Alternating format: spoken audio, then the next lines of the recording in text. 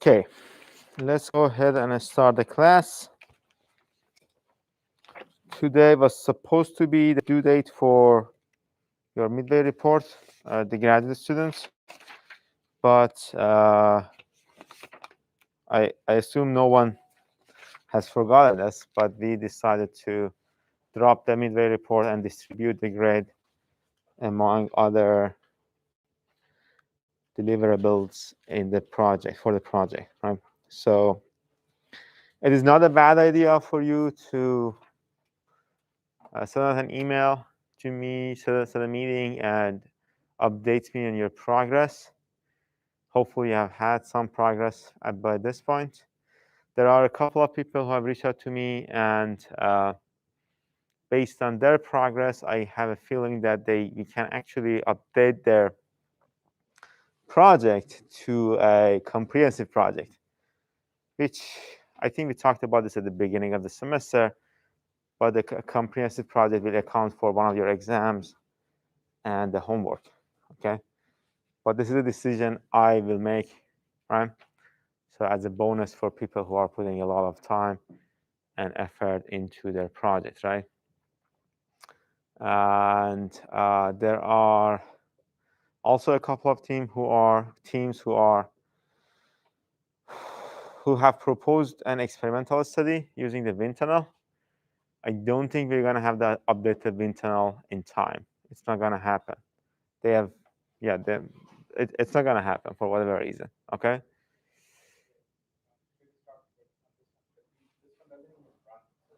It does run. So we have fixed the current wind tunnel. So the current wind tunnel, you only have one of the students who does the experimental project here in class.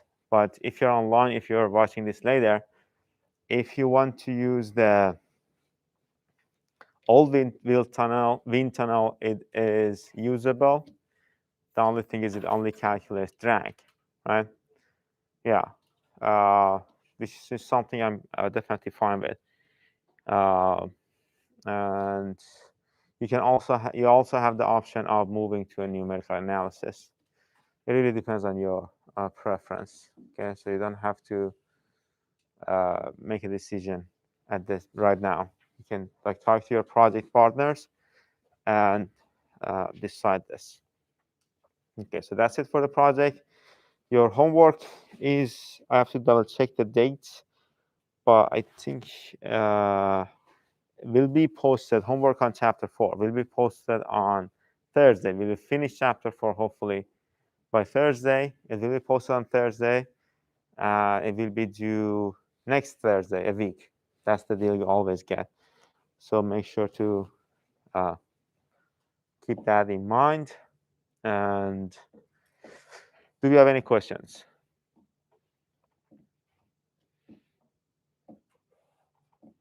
Okay. So let's continue the discussion. We talked about the thin airfoil theory, the prereqs to the thin airfoil theory discussion that we are planning to have today. There were a couple of prereqs. The one was the Cooler condition.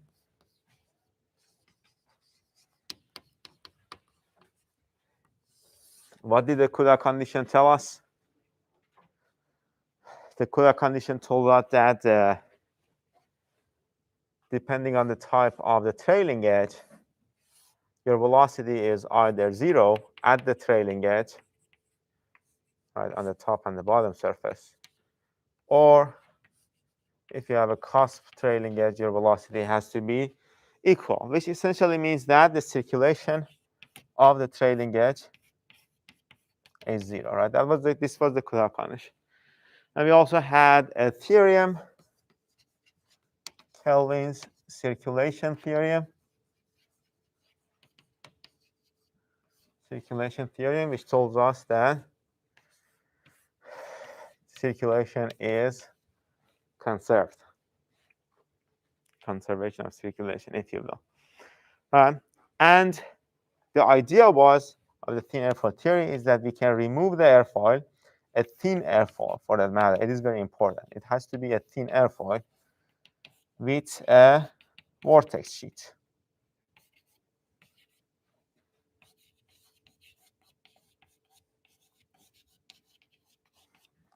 right? These were the main three prereqs to the development of thin airfoil theorem. Okay, so let's look at an airfoil. Let's say we have this type of airfoil. The idea is we want to replace this airfoil with vortex sheet.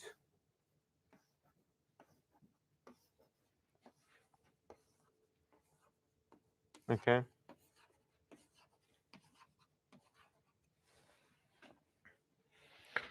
And we want to set the circulation of the vortexes in a way that the surface of the airfoil, the vortex sheet, becomes a part of the streamline that passes on, or moves on the surface, part of the streamline. For an airfoil that is not a thin airfoil, so let's call this type of airfoil thick airfoils. If we were to analyze this type of airfoils, we had to have two vortexes on the upper surface and the lower surface. And that would have been an analytical nightmare to deal with. So we are only going to limit our analysis to a thin airfoil, as I've said, and we're going to put the vortex sheet on the camber line. So we are only going to have one sheet of vortices. Okay. The assumption we are making here is that our flow only sees a line. So we are essentially neglecting the thickness of the airfoil. Okay. Again, we are putting the vortex sheet on the camber, the mean camber line. Mean camber line. Okay. And the idea is this mean camber line has to be part of the streamlines. What is the condition that needs to be met here? This mean camber line has to be on a streamline. Okay. So it has to be a streamline in the flow. Right? What is the main condition of a streamline that needs to be met?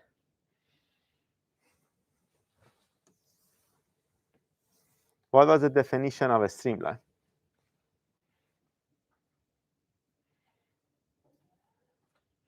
Just think about it. How did we define a streamline?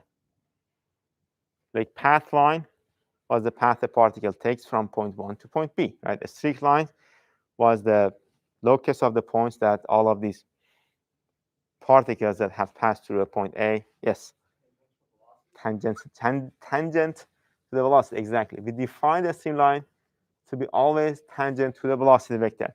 What does it mean for the velocity normal to the streamline? It has to be 0. So that's the only condition that needs to be met here.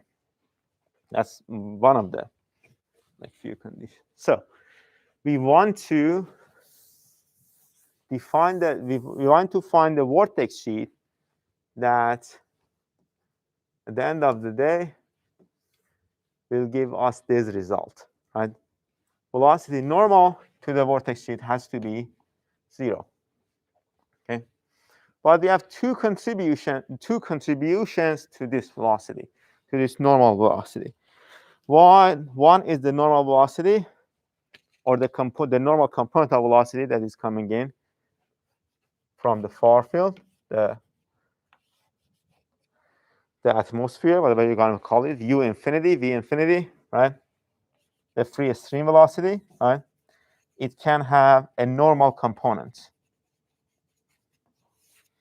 Okay, and the other one is the velocity induced by the vortex sheet on itself. Okay, we have talked about the velocity induced by a source sheet on itself in the previous chapter. We have had this huge discussion, and you actually have one question that is from that part in your homework 4 that you need to deal with. So we understand the induced velocity by a sheet, like a source sheet or a vortex sheet, right? This time we are dealing with the vortex sheet, and we have two velocities. One, we are going to call that velocity omega. Velocity omega induced by a vortex sheet on itself.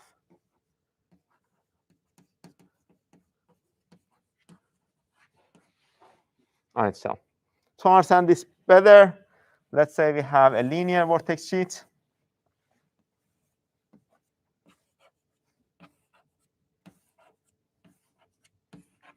Okay, linear vortex sheet.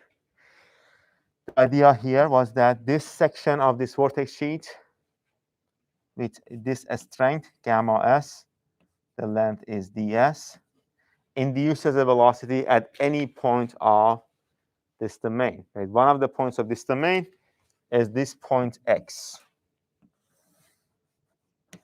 Right? So this induces a velocity here as well. Right?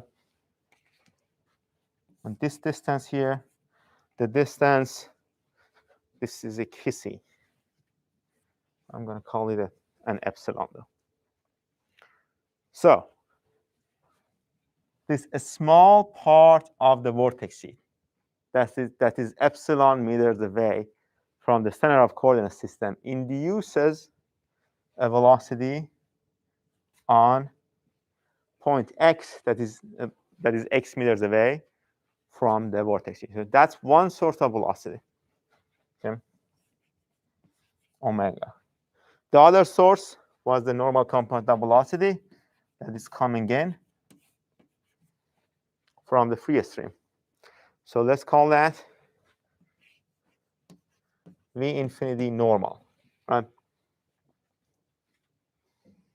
The whole idea was normal velocity has to be 0. So a combination, the addition, if we add these two, we have to get 0, right? V infinity and n plus omega of s is equals to, has to be equal to. That's the condition that needs to be met. X axis is x and y. But it's just a one-dimensional vortex sheet, right? So it only has y equals to 0, x equals to, like whatever.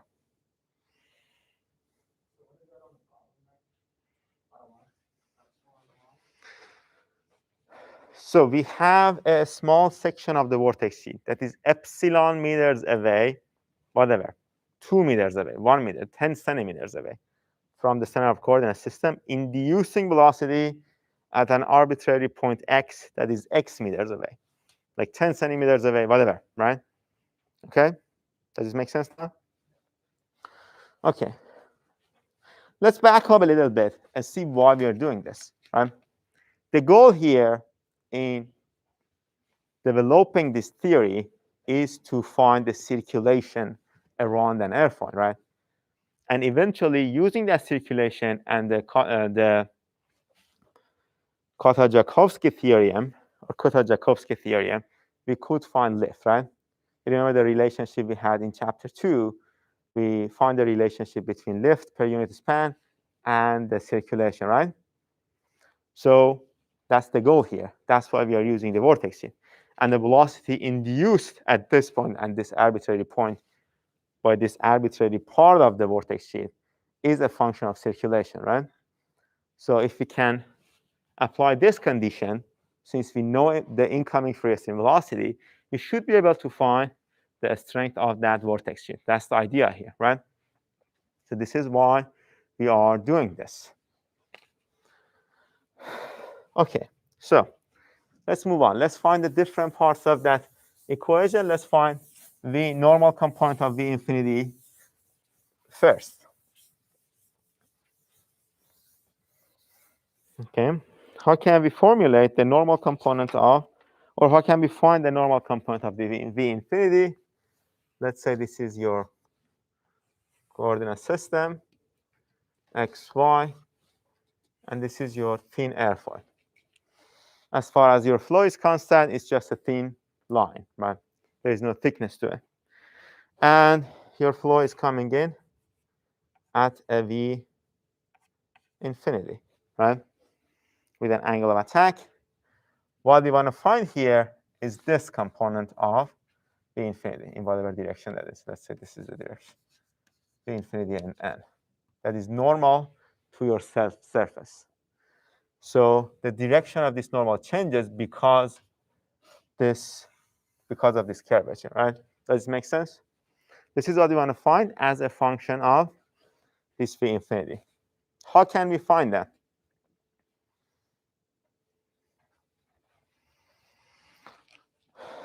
Let's see if you have any ideas on how to find this velocity, this component of velocity. So we want to find V infinity n as a function of V infinity. We know the angle of attack.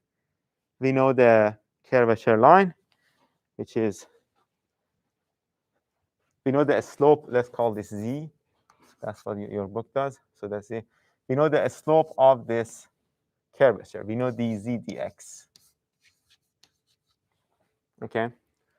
So we can find the curvature, the slope at each location. And we also know the angle of attack, alpha.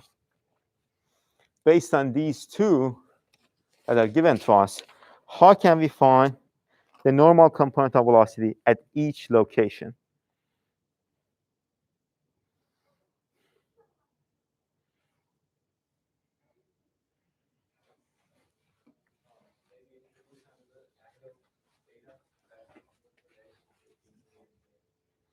Introduce an angle theta that does what?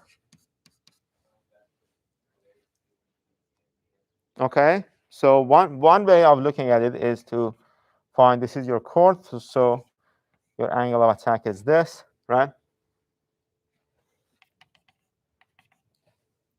And then this part is actually has a little inclination compared to the chord, right?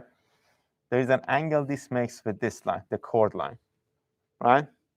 So let's call that angle whatever. And the normal component is going to be this component, right? So what you want to do is to find this angle first and then multiply this by the sinus or sine of this angle, right? That's the idea here. So your theta is definitely, let's call this whole thing angle theta. Your theta is going to be alpha plus something, okay? And that angle, this smaller angle here, let's call it angle beta. How can we find that angle?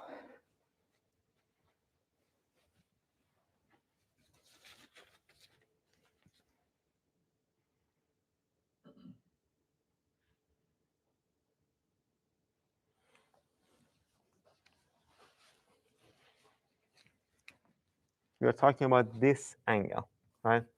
It's the same as this angle here, beta. How can I find this angle? I have dz dx, right? This angle is going to be inverse tangent of dz dx. That's it. So I have the angle. We have we can find the normal component of velocity. V infinity sine of alpha plus inverse tangent of dz dx. Okay. Since we are dealing with very small angles of attack and very small cambers, very small, not zero.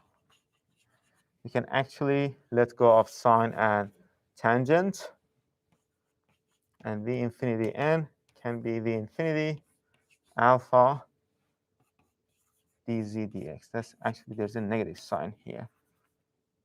Is it? There's a positive name. Yeah. It's good. Because of the direction of the velocity, that's negative dz, because of the direction of the curvature, essentially.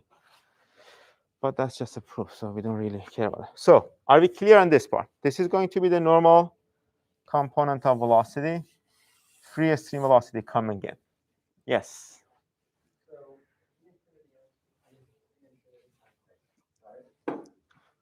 That's the idea.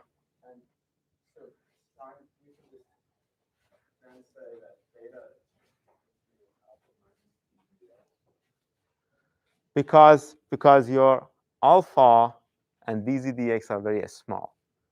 Okay, when that happens, sine of a small angle is equal to that, is very close to that angle. That's the approximation we are making. The same is true for tangent, right? Okay. What is sine of 0? 0.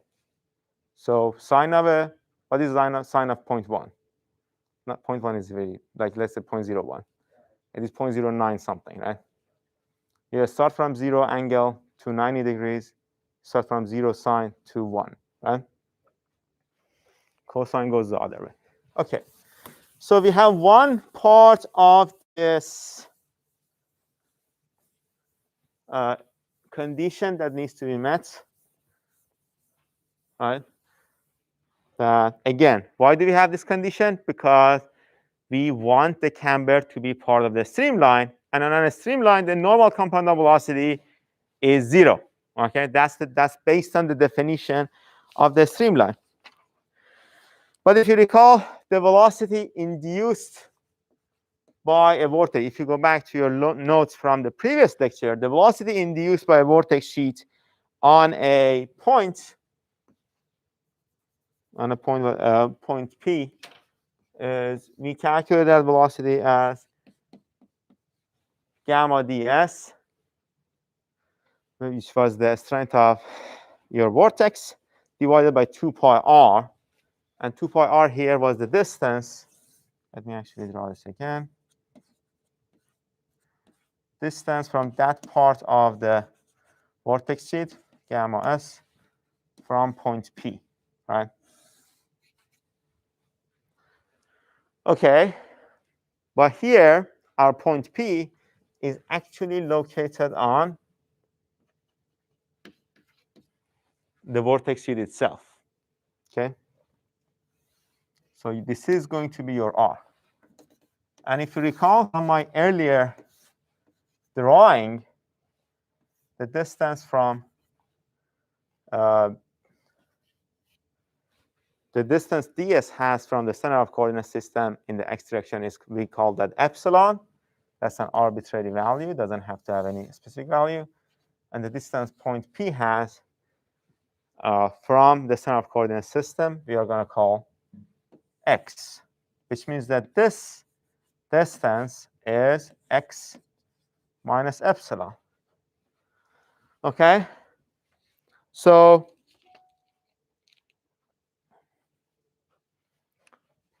but we are moving on this curve, so we have to find this arc length, but don't worry about it. Eventually, your dv is going to be gamma ds divided by 2 pi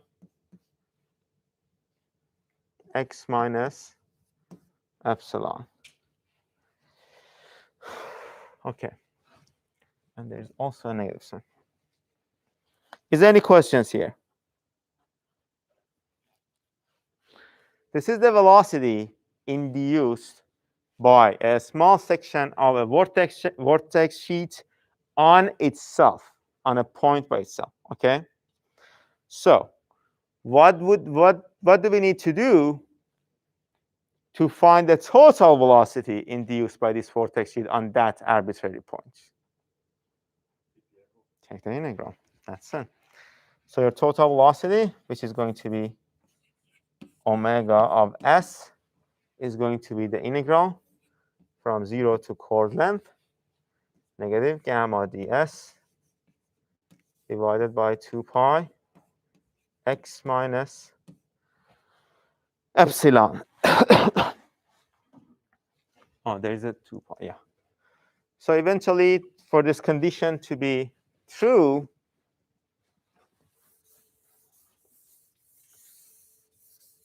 this is the equation we have to have.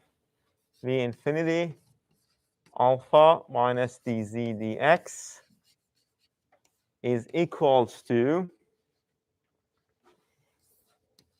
-1/2 pi 0 to c gamma ds divided by 2 pi x minus epsilon.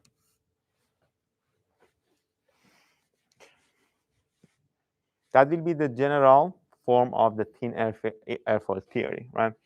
You have a relationship between this gamma ds.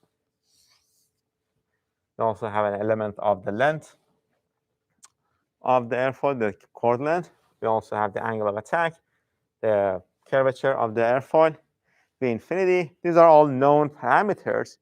As long as you can get the integral of gamma, you should be able to find the circulation on that airfoil, eventually lift coefficient and lift and whatever. Okay. But the main question you need to answer, and this is something that you are going to do on an exam, for example, so be ready for it, is that how to take that integral. All right? That's the hardest part of it. Okay. So we are going to divide the solution to do two different parts. One is a symmetric airfoil. What we need to do for a symmetric airfoil. This part is much easier.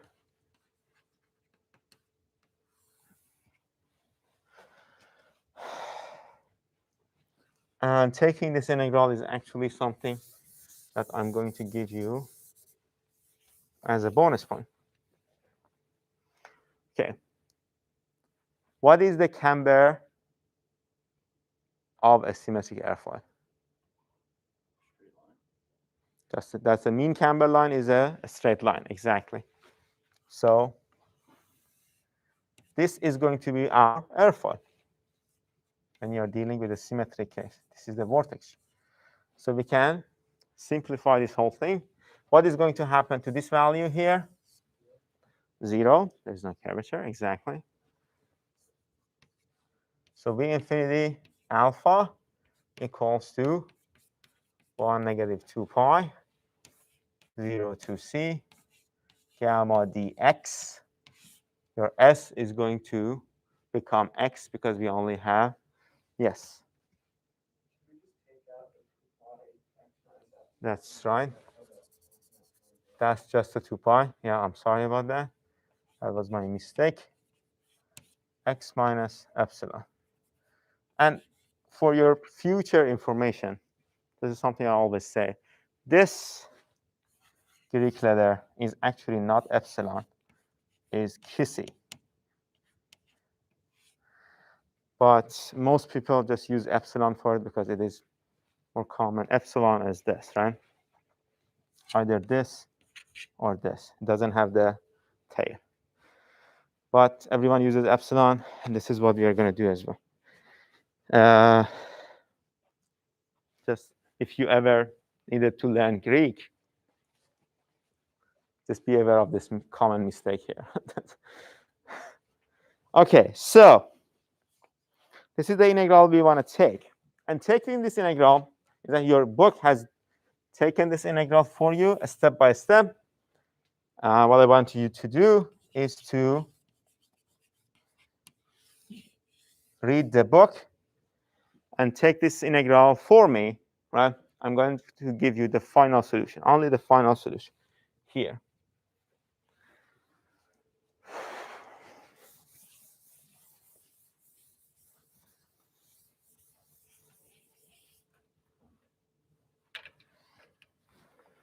And the final,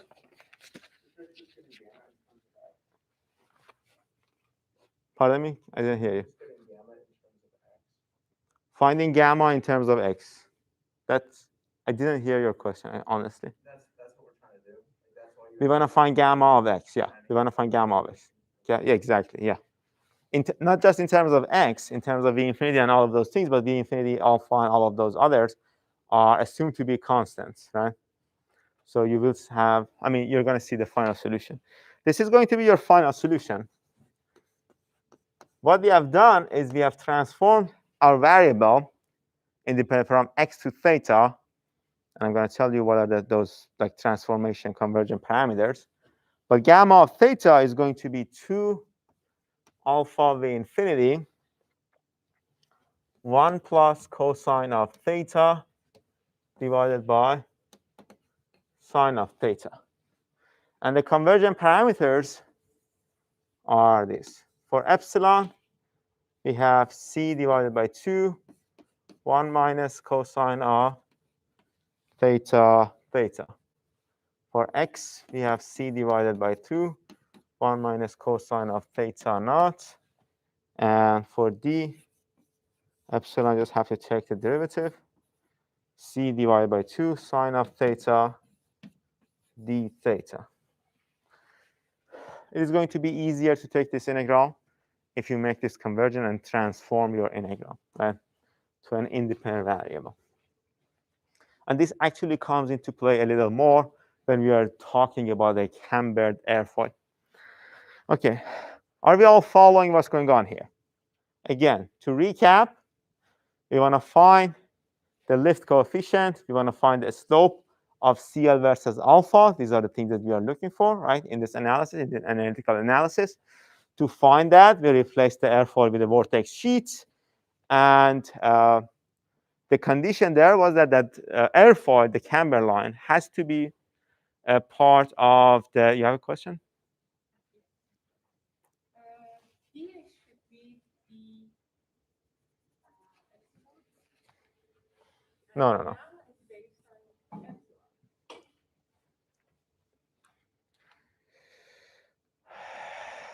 No.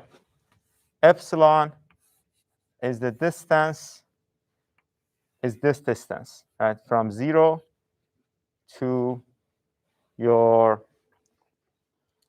a small part of that element of the vortex sheet, right? But we are moving on the x-axis. It doesn't really matter. At the end of the day, it doesn't matter, OK? The point here is that, yes. OK. Let me actually, what do we have here on the notes? The point here, oh, she's right. In the book, they have d epsilon. Sorry. D epsilon. That's why we have d epsilon. But again, since we are moving on the x direction, we could have done dx as well, and we should have gotten the same solution. What is dx here? Dx is the same thing. So eventually, if we would add dx instead of d epsilon, this would have been gamma of theta naught, right, instead of theta. But that's just a parameter difference, right? It doesn't change the final solution. Does that make sense? Yes.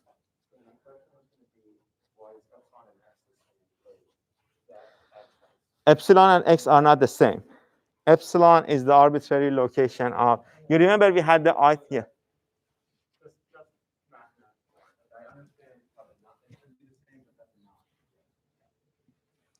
Theta naught. Does it answer your question? Yeah, when you were explaining to her, you said theta naught, and I realized that little naught. Yeah, that's a naught. You have a question?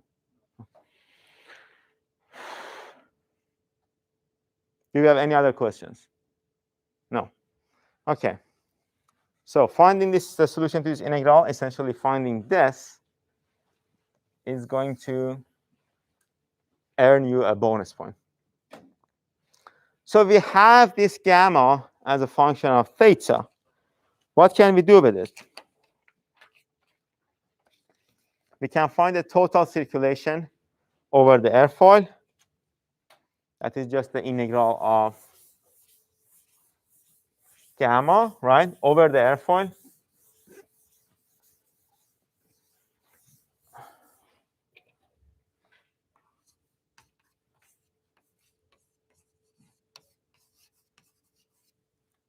OK? And just a reminder, this, if you want to compare this to the source panel theory method, X is essentially your jth panel, if you recall from the source panel, and epsilon is the ith panel. So the velocity induced by the ith panel on the jth panel, right? So if we are actually going to see a numerical solution to this as well, so this is not a bad idea to have that in mind. Okay. If you plug this value in, eventually what you're going to get for circulation is pi alpha c v infinity and L prime based on the Kudai-Jakovsky theorem was rho infinity v infinity multiplied by circulation, which essentially means that your L prime, lift per unit length, we are dealing with an airfoil, is rho v infinity squared alpha c pi, or pi alpha rho v infinity squared. What does it mean for CL? Let me ask you this question before moving on. Why do we have L prime here? Just so everyone is clear.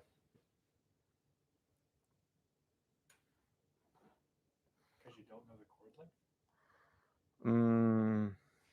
We do know the chord, right? That's part of the calculation. That's like the design. Why do we have yes? Why is it per unit length?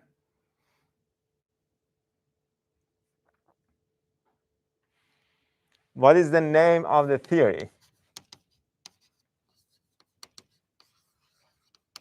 Thin airfoil theory, right? How does this name contribute to the fact that we are using L prime here? Because we are not exactly, we are not concerned with the depth. We are doing a two-dimensional analysis, right? So we are not analyzing a wing here. In the next chapter, we are going to add the depth. We are going to include the three-dimensional effects in our calculations, right? So lift per unit, if you were to use a thin airfoil theory, you cannot calculate lift unless you assume a depth, right? Can be a unit depth or whatever, right? Does this make sense? Okay. So what would be the lift coefficient then? How did we define the lift coefficient?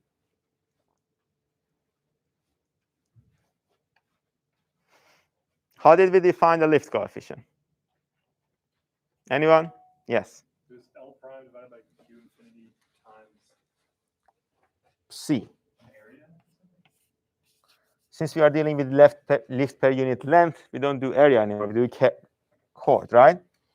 Because lift per unit length is newtons per meters, right? We are already removing the depth from it. And your area is chord multiplied by the depth, right? Okay. Q infinity, dynamic pressure. That's 1/2 rho v infinity squared. Alpha c pi divided by 1/2 rho infinity v infinity squared multiplied by c. C will cancel out. Rho infinity v infinity squared. And we are going to get, for CL, we are going to get pi alpha divided by 2. So what does this mean? This means that using this theory, we are actually going to see that for a symmetric airfoil, your lift coefficient is only a function of angle of attack. It's not a function of velocity. It's not a function of chord length. It's only a function of angle of attack. Okay? For a thin yes. 2 pi alpha, I'm sorry. Then, yes.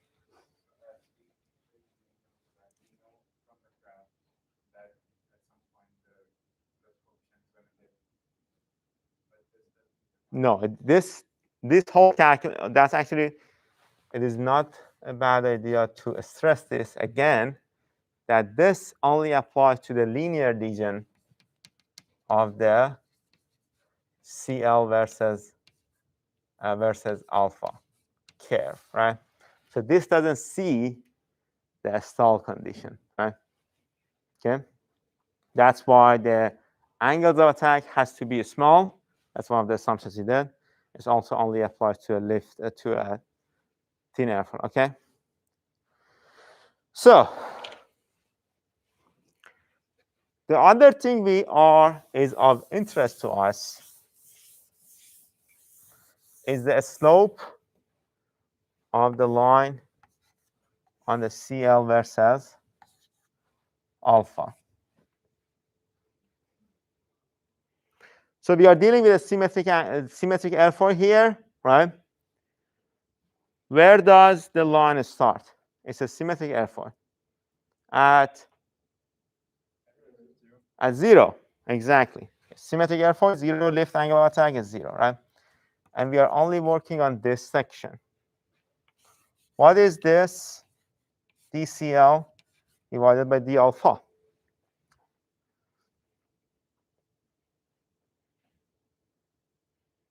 That's the slope of this line, right? DCL d alpha, right? What is this? What is this? What is the value for this? We have the CL as a function of alpha. What does it mean for the slope of this line? What is the value of it? 2 pi. That's it.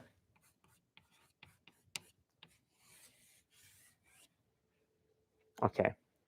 So we have proved for a symmetric thin airfoil, the slope of the CL versus alpha is a constant value, 2 pi. Does not change with velocity, does not change with the chord length. Right? As long as you are within the region of the thin airfoil, thin symmetric airfoils, it is going to remain 2 pi, right? Okay. There are other parameters that we can calculate using this formulation. One is the moment around the leading edge.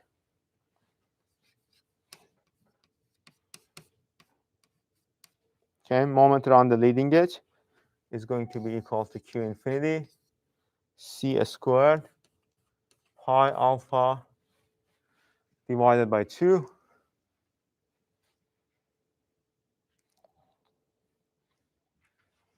That's moment per unit length, which essentially means that your moment coefficient around the leading edge is going to be negative pi alpha divided by 2. If you compare this to your CL, this is equal to negative CL divided by 4. Okay, if you recall from the center of pressure analysis in chapter 1, we actually had this formula for the moment coefficient around the quarter chord.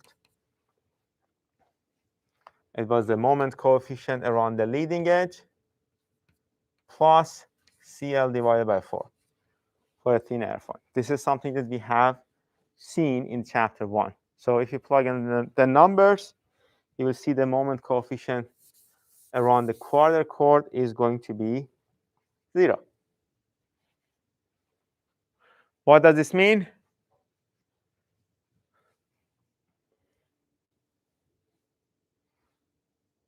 What does this mean?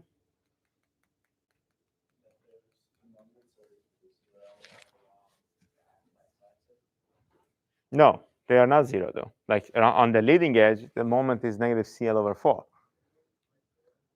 The moment coefficient around the quarter chord is 0. Right? What does this mean? The center of pressure lies at the quarter chord.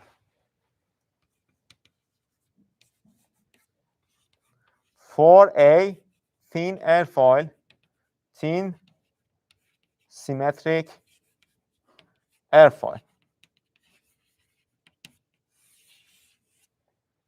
Okay.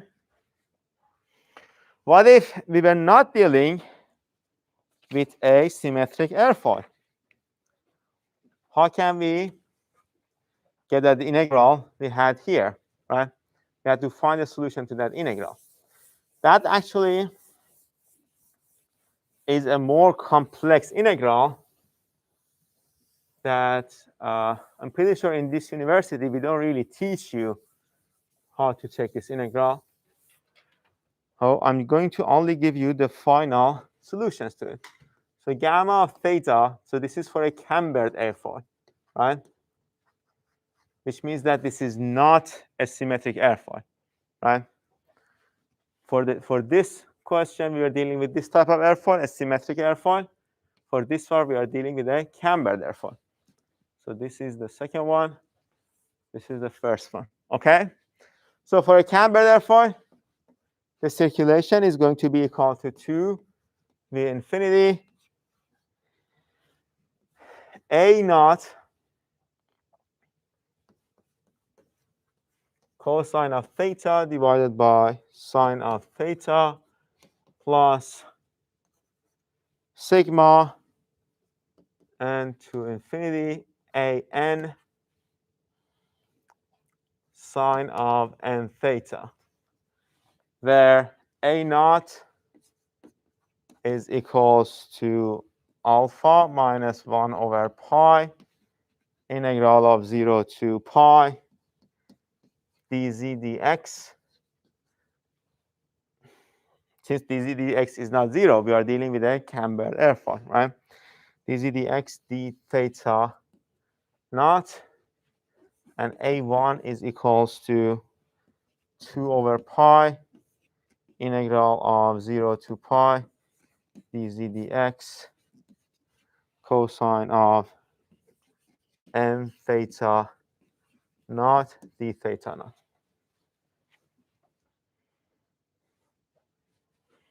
Okay. It's a very long equation, right? Is there anyone who can tell me what type of a function we are dealing with here? Any one of the graduate students? Look at this sigma and this an. Fourier, exactly. The type of, so we essentially had to take a Fourier integral from our solution. From the undergrads, have you learned how to take a Fourier integral? And did you have any mathematics? Yes? We have one yes and one no. So, huh? It was a while ago. It was a while ago. But we don't have to take these integrals, right? And you don't need to worry about them, at least for this course. Okay, I'm going to change the color of my chalk because I ran out of orange. So if we do the lift coefficient is going to be equal to 2 pi alpha plus, do you see this color? No? Let me change this. So what about this? CL is 2 pi. Is this better? Okay. 2 pi alpha plus 1 over pi integral of 0 to pi dz dx cosine multiplied by cosine of theta naught minus 1 d theta naught. And then we can close this. Your lift slope is still, okay. Let me ask you this. What is the lift slope? This DCL, d alpha is called the lift slope.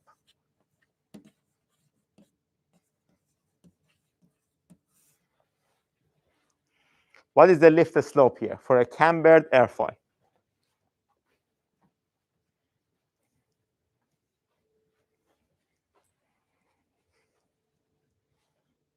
Anyone? You want to take the derivative of CL with respect to alpha. Okay? What would be the solution to that derivation? Just 2 pi again, right? Because this part is not a function of alpha. So this part, the derivative of CL, this part of CL with respect to alpha is 0. As far as alpha is concerned, this is just a constant value, right? And this part, we have alpha. The derivative of this part with respect to alpha is going to be 1. So DCLD alpha is going to be equals to 1. Let me actually go back to orange and try writing this 2 pi. And your moment coefficient around the leading edge. If you were told to find the moment coefficient around the leading edge, this is the equation you need to use. 1 over pi, I'm sorry, CL over 4, negative CL over 4. These are long equations, just have to have them with you. Plus pi over 4, A1 minus A2. And what would be the moment coefficient around the quarter core? By just looking at this value, and we were also told this.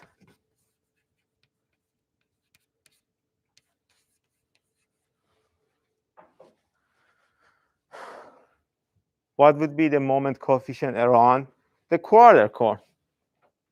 It is not 0.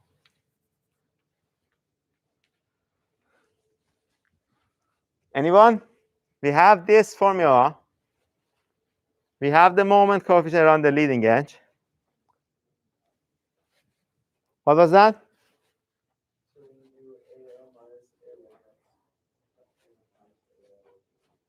There's a negative sign as well. So pi over 4 multiplied by A2 minus A1.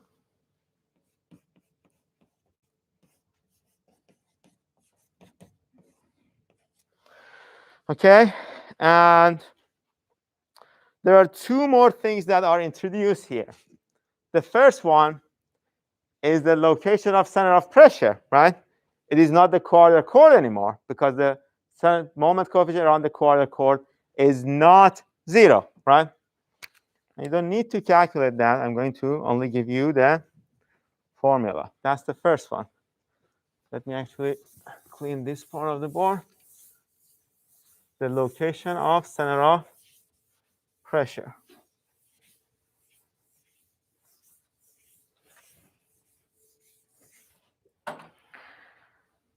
X of Cp is going to be equal to C, your chord length, divided by 4, 1 plus pi over Cl, A1 minus A2.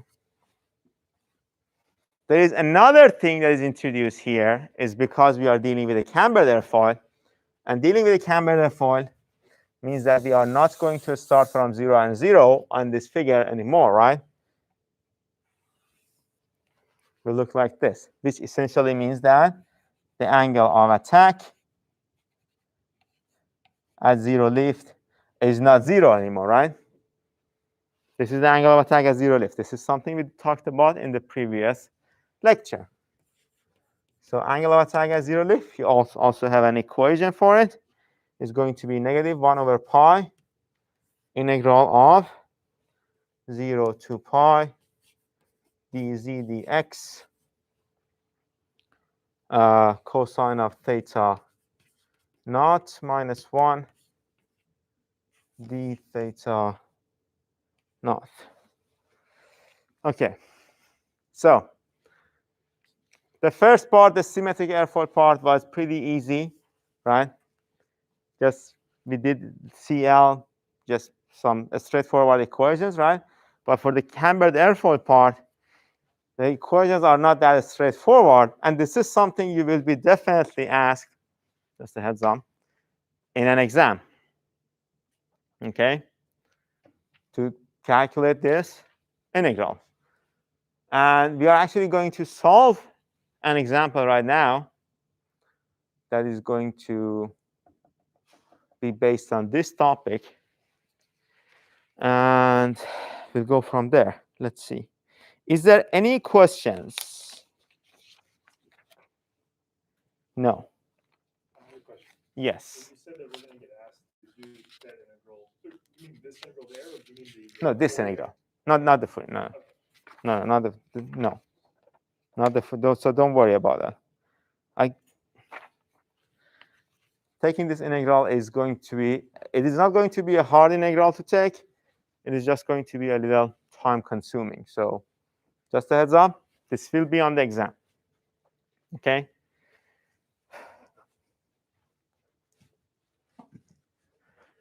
So if there is no other question, let's. I hope you all have this in your notes or you have the PowerPoints.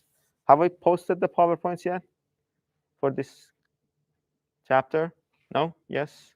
No? Okay, just I guess you don't have it on your PowerPoint. Yes? Yeah, I know. Yeah. Remind me, please remind me. I have all of them ready to go. I just have to post on Blackboard, but I keep forgetting this. Okay, so let's have an example. We are given the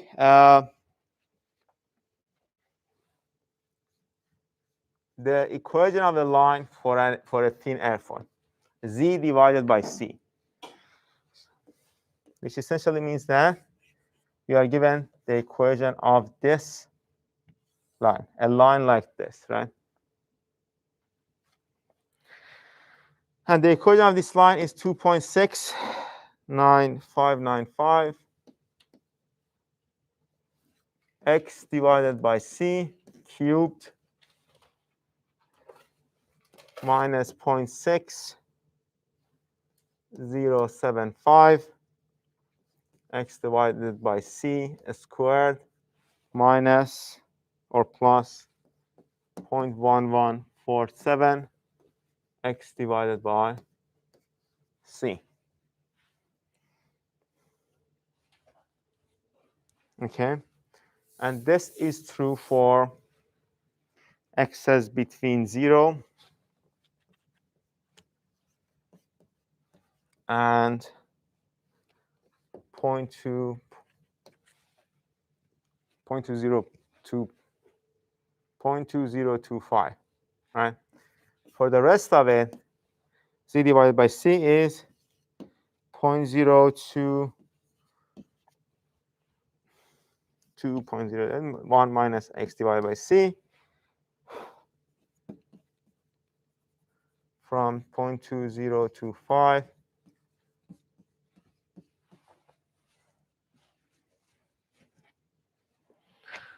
Okay. We are asked for this airfoil, we are asked to find the angle of attack at 0 lift.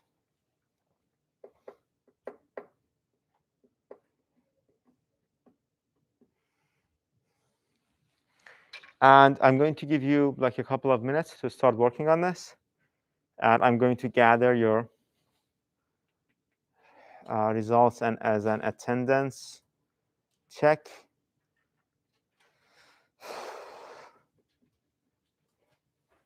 Okay. That's the first part. We are asked to find the angle of attack at 0 lift. What is the equation you want to use? Which equation do you think we should use?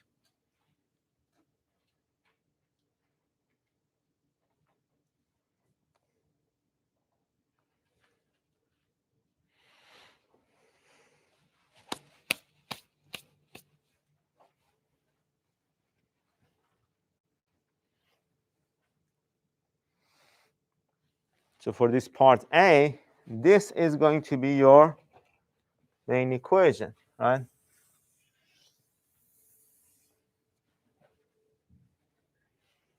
We have dz by dx, and the rest is cosine and d theta, right? Just have to plug it in and take the integral, right? Yes? How many yeses do we have? We have 1 yes, 2 so, 3 yeses. I'm still copying down the problem. Huh? I'm still copying down the problem. Okay. So I'm just going to give you a little more time. So what you're telling me is that there is no people who just said yes. Let me ask you this. How can I take the integral of x with respect to theta here?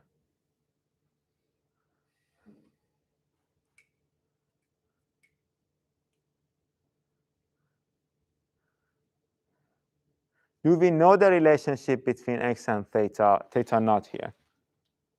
Doesn't really matter. It's just a variable.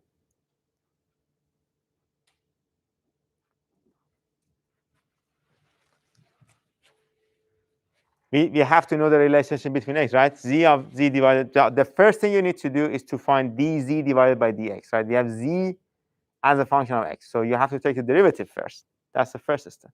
The second step, or we can actually, is to convert z to a system of theta instead of x, right? So we have to have a transformation factor which we could use to transform x to theta, right? You remember I told you about this transformation factor, right? That's how I had three equations listed here, right? Epsilon is equals to whatever, x equals to whatever, d epsilon is equals to whatever, right?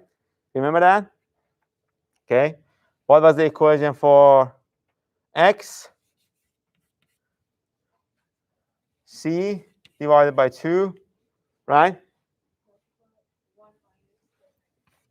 1 minus cosine of theta naught.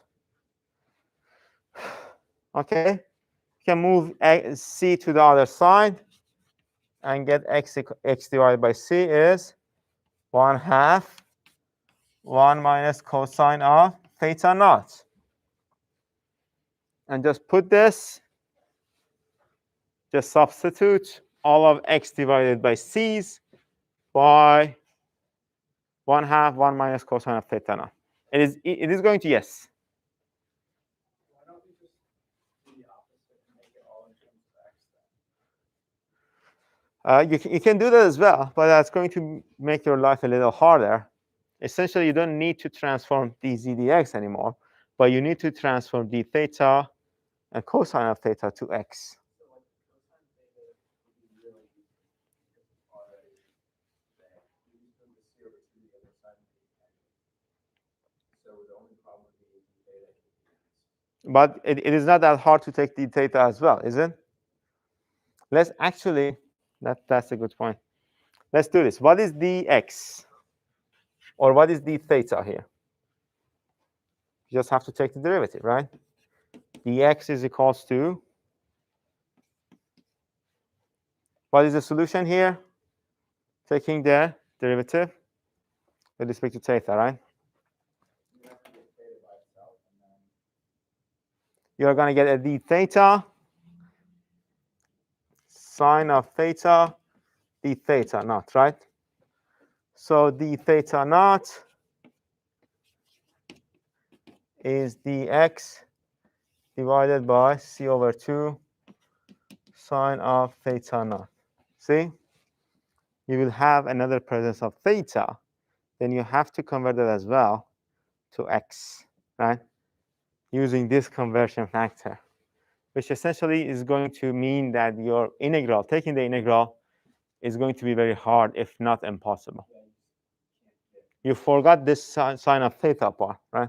So it's easier to do the conversion the other way. Again, this is the equation we want to find. We are given a dz dx, but the integral is in terms of d theta, right? So we essentially have to find dz d theta, right? To plug in there. We have z divided by c for two conditions, or z as a function of x. We also have this conversion factor here. So the first thing I would say, the first thing you want to do to make it easier for yourself is to take the derivative with respect to x. What would be the derivative of this z with respect to x?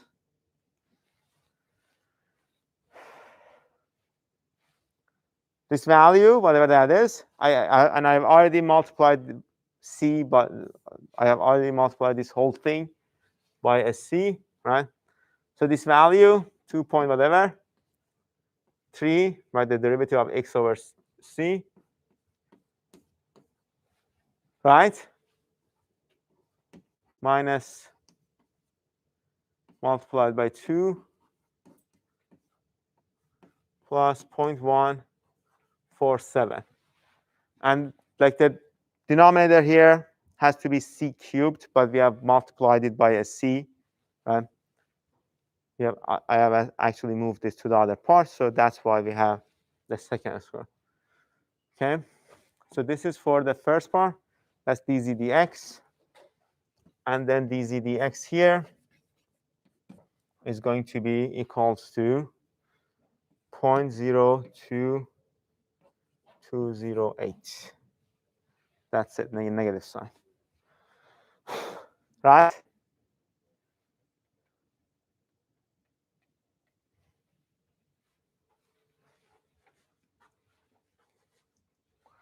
So to have this to have this dz dx as a function of theta instead, or theta naught instead of x, we just have to replace wherever we see x, we have to replace it with c divided by 2, 1 minus cosine of theta naught. Okay, let's do that.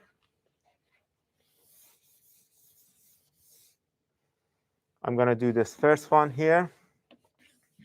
So dz dx is going to be equal to this 2 point whatever, 3 multiplied by 1 minus, that's x divided by c, 1 minus 1/2,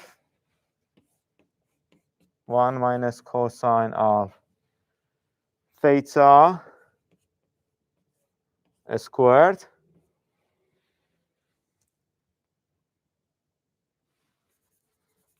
that's 3 multiplied by this, minus 0.6 whatever multiplied by 2, 1 minus 1/2 actually, 1 minus cosine of theta. And the last part doesn't have any x in it, so we just have to put in the number. That's it. And the second part of this equation of the line is just a constant number. So we have to use this value in the integral. We don't have to make any transformation to it, right? We don't have to change it at all. So we are taking two integrals, right? One other thing that we need to convert, we need to convert is this value, because this is going to be 0, x divided by c, 1/2, 1 minus cosine of theta naught, right? Right? You just have to make sure that we have this as theta naught to whatever. Because when you're taking the integral, you once have to take the integral from 0 to whatever value of theta is, plus whatever that value of theta is, 2 pi. Does this make sense? Or is it too complicated? That's not an answer. I mean, I'm looking at the solution, so it makes sense. But like, if I saw this on the exam, I'd probably freak out and panic. Let me shut down. okay.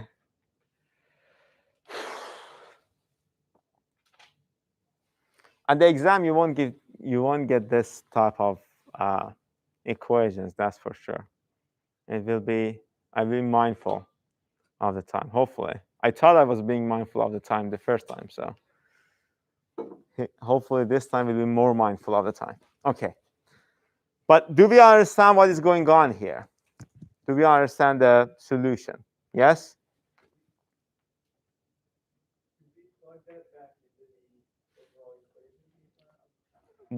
Not yet. The only thing you really need to do is to take this.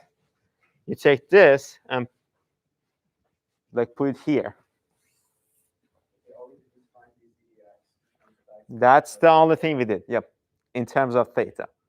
We only found dz dx in terms of theta. And what I'm saying is that you have to convert the range from x divided by c to theta as well. How do we convert the range? The same thing as we did here. For x divided by c, you have to plug in 1/2, 1 minus cosine of theta in this inequality. And then take the 1/2 to the other side and do the analysis, and you should be able to get to the same solution, but to a correct solution, to a correct range for theta. So this is, let me put this. Let's just make sure that we understand how to find the range, right? This is the conversion factor.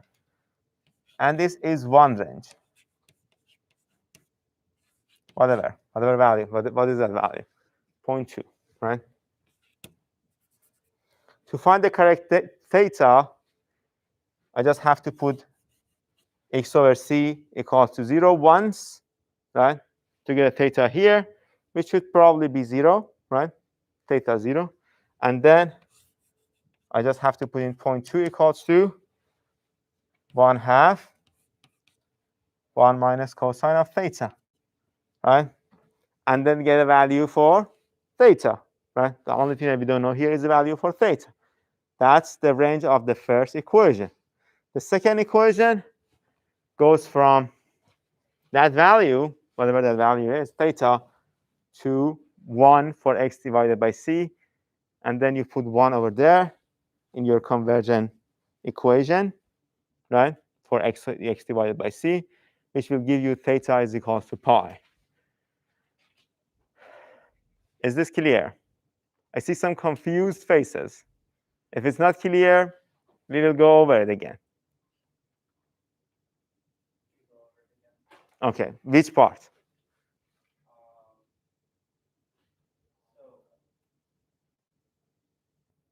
why are you plugging in the two ends to get theta when I thought the whole point was to take the integral of the two ends to get theta? No, the goal here is not to find theta. The goal here is to find alpha, right? The reason, and we are given an equation of the line. So these two equations are essentially making our airfoil for it. This is the equation of the line for this thin airfoil, right? From 0 to some part, the first equation applies. From that part to chord length, whatever that is, the second equation applies, right? And we have this equation that will help us find zero lift angle of attack. Okay? But in this equation, we are taking the integral with respect to theta, right? So whatever we have inside here has to be a function of theta, right? But dz dx we are given, or z divided by c we are given, is not a function of theta, it's a function of x. So the first thing you need to do is to take the derivative to find dz dx as a function of x, right? Then whenever you see x, wherever you see s, you have to plug in this, right? That's for the whole equation. But since this equation changes, the equation of this line changes, we have two ranges. We have two equations for two different ranges, right? We have to convert the range from x to theta as well. How do we convert that range?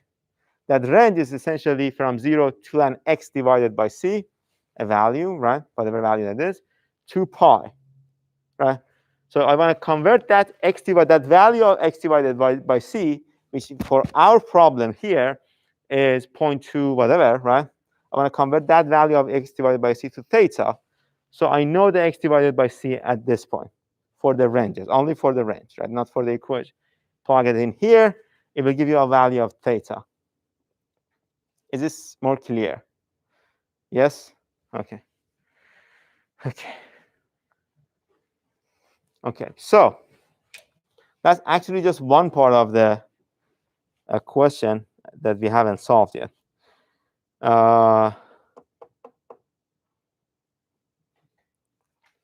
Okay, let me ask you this then. If you do this part, the first part, zero lift angle of attack, you're essentially, you have finished most of the problem. You have worked it out, right?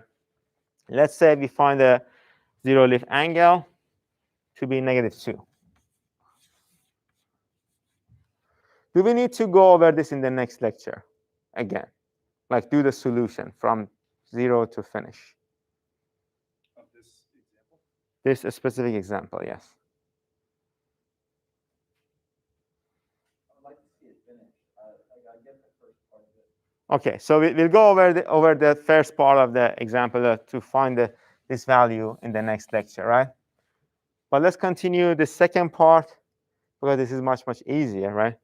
Let's say we have found a zero lift angle of attack, -2, whatever that value is.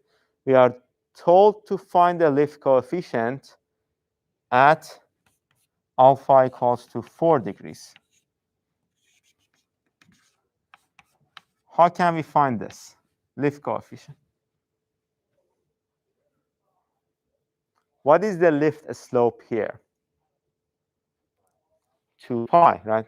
That's constant. That will remain constant. So you have the lift slope. You have the slope of this line, right? You have 1 point, that's -2, and 0, 0 lift angle of attack, right? So lift is 0. We are given an angle of attack. We want to find the CL. Can we find this?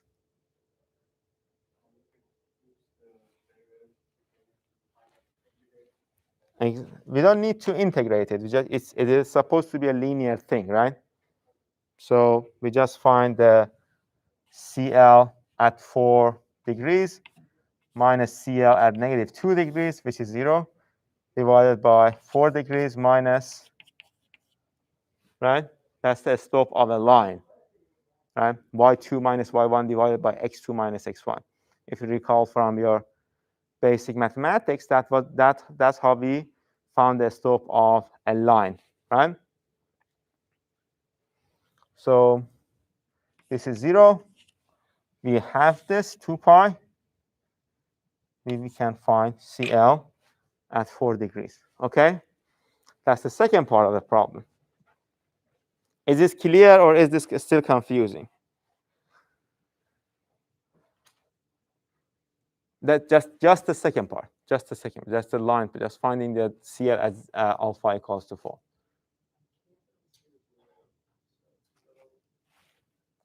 Okay, we'll go over that part in the next lecture as well. So we will come back to this example during the next lecture. We will solve it from the get-go, from the start to finish. And this is a book example, so let's actually do this to help you better. We are going to, I think that's the best thing we can do to help you understand the material a little better. This is what we're going to do for the next lecture on Wednesday. When you come in on 5:30, and if you're watching online, you should do the same as well. I'm going to give you the text of the problem, right? And you start working. I'm going to give you 15 minutes, 20 minutes. Let's say 20 minutes, like 5:30 to 10 to 6, okay, to solve this problem, right? And I probably am going to give you a different problem because this is a book example. You can go and find a solution.